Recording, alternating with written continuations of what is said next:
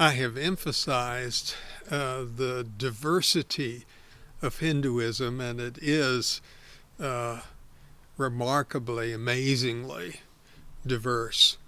But in addition to the various responses to the important questions of life that Hinduism provides answers for, there were also movements from the Indian religious experience that ultimately separated themselves from Hinduism and themselves became various world religious traditions.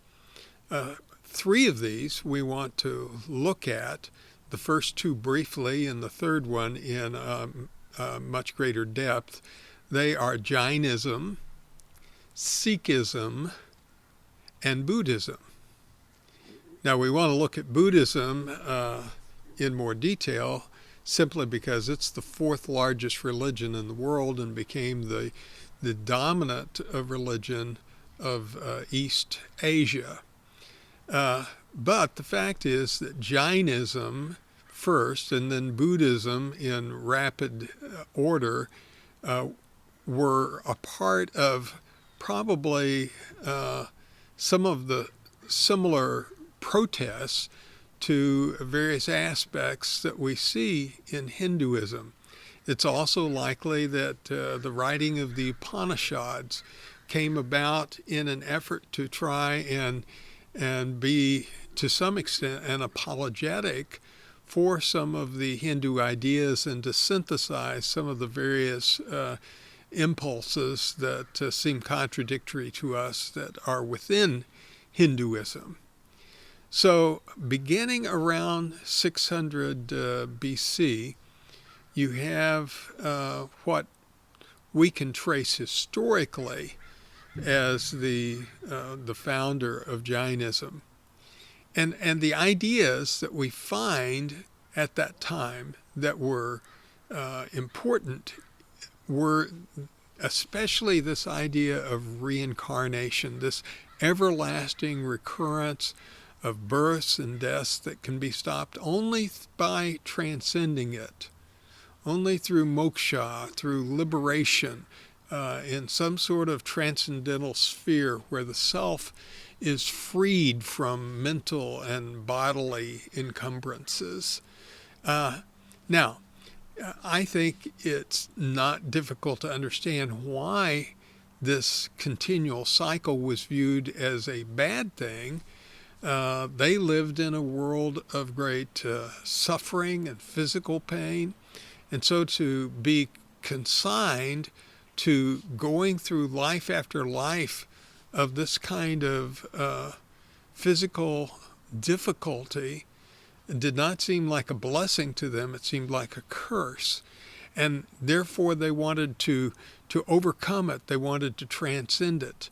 And yet they were locked in by the law of karma, that what you sow, you reap, that your action in one life determines your rebirth in the life to come. And the only way you can transcend this is through moving up the cycle of life, struggling generation after generation after generation to do better. And that became a prompt to the older religious practice of yoga.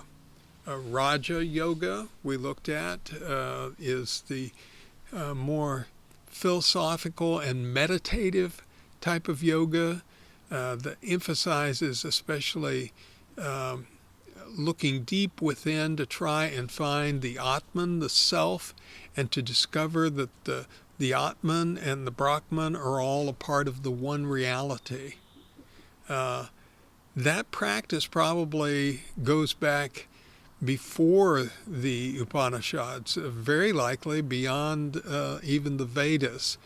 And we see some of the same ideas being apparent in Jainism, because Jainism emphasizes overcoming this illusion, this Maya, this being trapped in this present age and its illusions.